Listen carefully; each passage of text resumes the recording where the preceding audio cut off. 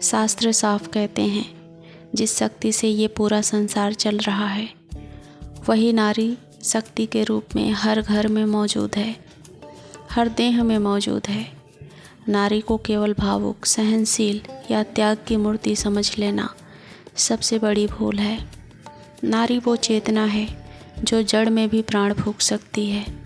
जब नारी प्रसन्न होती है तब घर में लक्ष्मी टिकती है, संतुलन बनता है और पीढ़ियाँ सुरक्षित रहती हैं।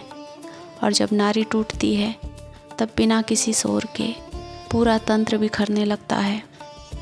माया तंत्र में देवी को माया कहा गया है, लेकिन ये माया भ्रम नहीं है, यह सृजन की शक्ति है। वही शक्ति जो जन्म देती है, पालती है और समय आने पर संहार भी कर सकती है।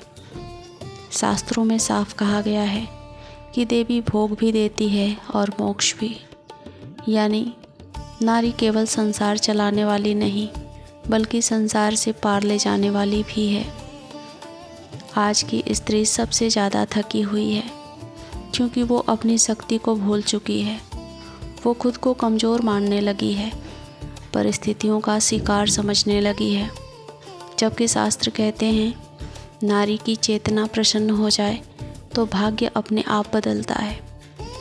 इसीलिए पुराने ग्रंथों में बार बार कहा गया है कि नारी का अपमान करना, उसको दबाना, उसके भावों को कुचलना, सीधे सीधे धर्म, धन और संतति का नाश करना है। ये भी कहा गया है कि जिस घर में स्त्री रोती है वहाँ देवता ठहरते नहीं। पूजा, जप, हवन सब व्यर्थ हो जाते हैं, क्योंकि शक्ति नाराज है।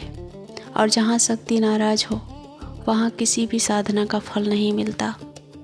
नारी की सबसे बड़ी शक्ति उसका भाव है। जब वो भीतर से स्थिर होती है तो बिना बोले ही वातावरण बदल देती है।